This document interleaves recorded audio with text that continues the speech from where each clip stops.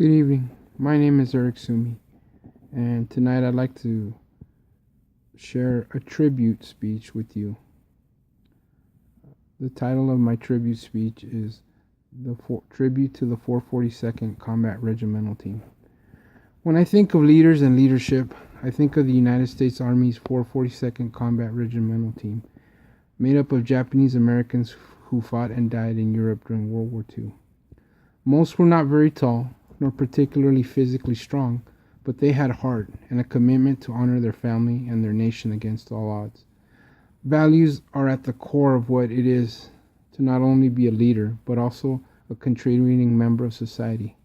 In spite of being unfairly interned in prison camps before they volunteered for service, the men of what would become the 442nd CRT still held to the values that I believe we should all espouse, not only as leaders, but also as citizens of the United States of America.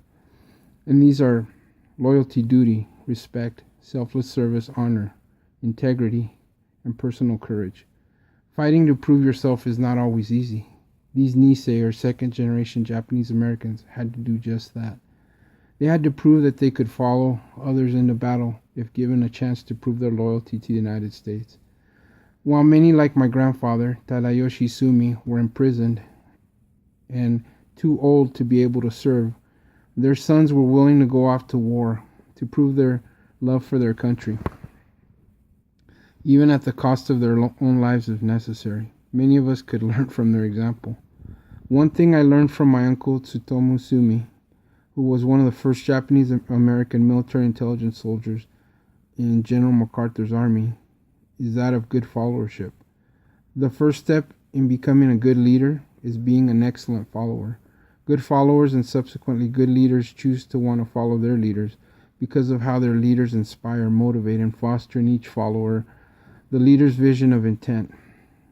These little Buddha heads, as they called themselves, carried out their orders with exactness and with tenacity.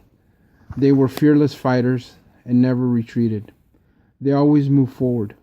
That's not easy to do, especially when others are trying to kill you. I will not pretend to have done what these men have done, nor will I say that I could follow in their footsteps.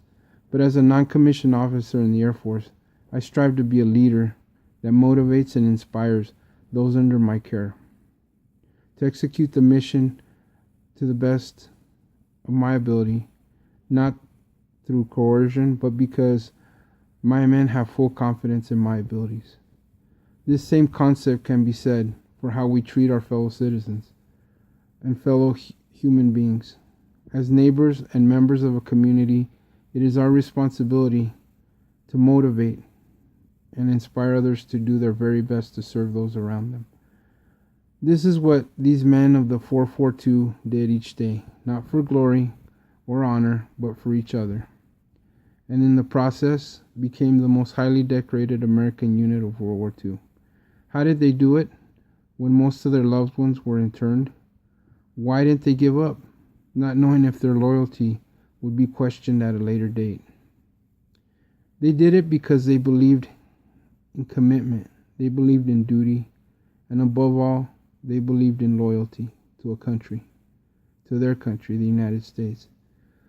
These words are at the core of what inspired them to serve their families, their country, and their brothers in arms. I hope to be half the man these men were by fostering critical thinking of ideas in an environment of accountability, discipline, open thought, and cohesiveness. The motto of the 442nd CRT was and is still today, go for broke. That means giving it all you've got and not holding anything back. Like the men of the 442nd, we need to live our lives to the fullest and be willing to sacrifice for each other should it become necessary. Let us honor these men for their courage, their commitment, their tenacity, their loyalty, and their attitude of never giving up. Let us honor these men by living lives that are worthy of their sacrifices. Thank you.